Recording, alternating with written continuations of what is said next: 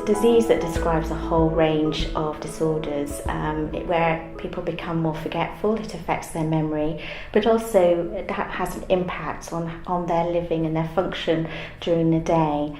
We know that there's a whole range of different types of dementia. The most common being Alzheimer's, and the second most common being vascular dementia. However, we know that there's hundreds of different types of dementia. It's really common, that's the other thing. We know that it's associated with ageing, but actually it is not just a symptom of ageing, it's a separate condition.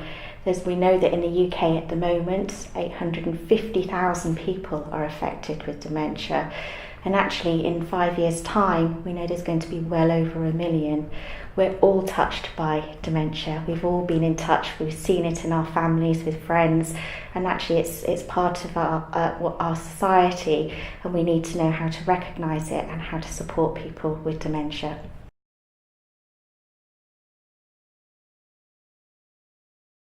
The symptoms, I think, as I've alluded to, actually it's very difficult sometimes. We would probably recognise that maybe the individual is recognising they don't feel quite as secure anymore, or that they recognise they're forgetting things, but actually more often than not it's the people around them who recognise they're not functioning as well as perhaps they used to a few years ago. Tasks like making a cup of tea become very complicated. So if we think about how we make a cup of tea, we just do it instinctively, isn't it? Whereas if you break it down, it means a person needs to go into the kitchen, find their kettle, fill it with water, turn it on, get a cup, put a tea bag in it, boil the kettle, pour the water. So if you break it up, there are lots of different steps. Similarly, like if you're getting dressed, you automatically put your underclothes on first, and then your next item, and then your next item. But trying to process that information can get muddly. Tasks like traveling on a bus, which they might be able to do normally, but getting confused about distances, where the bus stop is, where their home is. So that can cause major issues as well. Difficulties with language as well, so processing language. If they want to say something, sometimes finding the right words, sometimes understanding what's going on. Planning an organisation of daily tasks, which again they may have been able to do perfectly fine before, but they're not able to. Putting the bins out, perhaps they're not looking after themselves quite as well.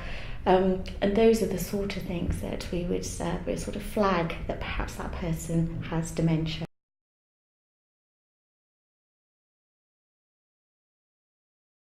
We know that people are very fearful about the diagnosis, but actually there's nothing to fear.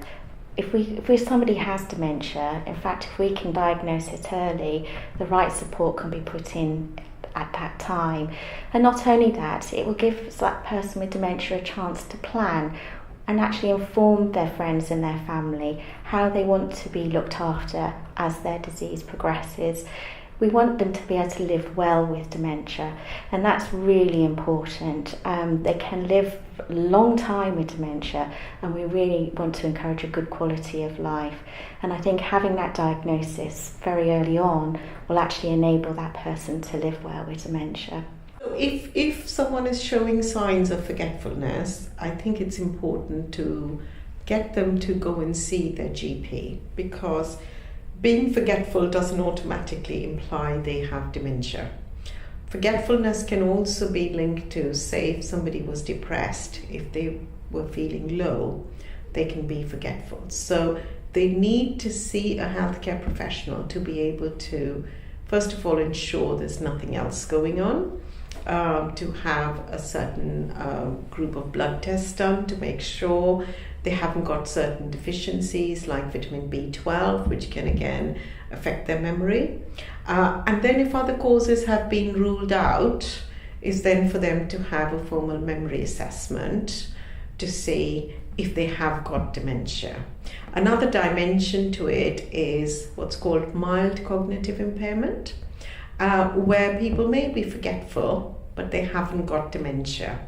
And that group of people are more likely in the future to get dementia. So it is advisable that if someone's seen a healthcare professional and got a diagnosis of mild cognitive impairment, that they should once a year go and see their GP or a memory support service again, just to have those tests run on an annual basis. So if the diagnosis is done fairly early and it's mild to moderate dementia, then medication has a role, and the tablets can slow the process down. So that's one aspect of it. Other things that can be done are stimulation, so activities for mental stimulation of a person, to be able to keep their mind active. And that is really helpful, because if you keep yourself active, both physically and mentally, it leads to a good quality life. Ensuring that their needs are met, so somebody to do an assessment of their care needs to see what are the things they're struggling with.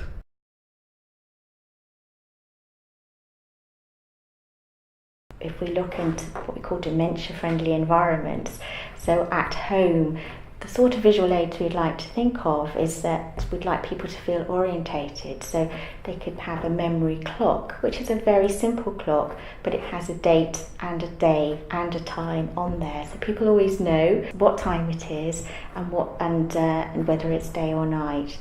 But we also recommend other types of visual aids. We recognise that patients can actually become tunnel visioned when they develop tunnel vision when they have dementia, and colour perception as well. It becomes more difficult. So actually, if we can make things as easy as possible in the home, not have multicoloured carpets, for instance, that can be very distressing for somebody who's not sure if it's actually rubbish on the floor or actually if it's safe to walk on the floor because they can't see the demarcations of the carpet. Another common way that's very helpful is in the toilet, for instance. Having a different coloured toilet seat is very helpful to demarcate where the toilet is. We know that a white toilet seat on top of a white toilet in a white bathroom sometimes can be very difficult. Signage is really important, so making sure simple things on cupboards, putting a label on what's inside the cupboard, where the toilet is. Those sort of things don't cost much money, but make a big difference to the quality of life.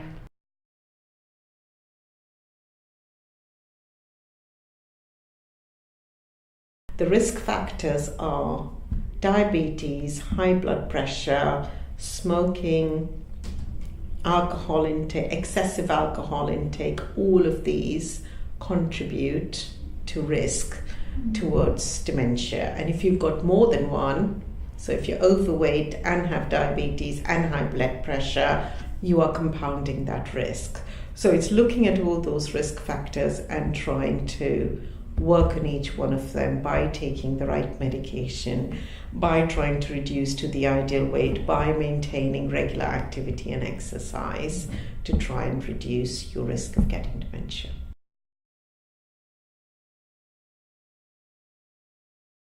Any kind of activity and exercise is good. Diet again is very important, so we need to eat healthy. We need to pick the right options. Alongside that, prevention is really about using the brain. It's important we keep the brain stimulated, and actually social contact is so important with that, making sure that we're conversing with people, looking at the news, engaging with debates and with conversations is really important. Even if you're living alone, you can keep your brain active, and we would certainly encourage things. So there's a big role for prevention, and the time to start that isn't at the time of dementia. We'd actually recommend people start as early as possible, in their 30s, in their 40s. That's the time to start doing some of these lifestyle changes.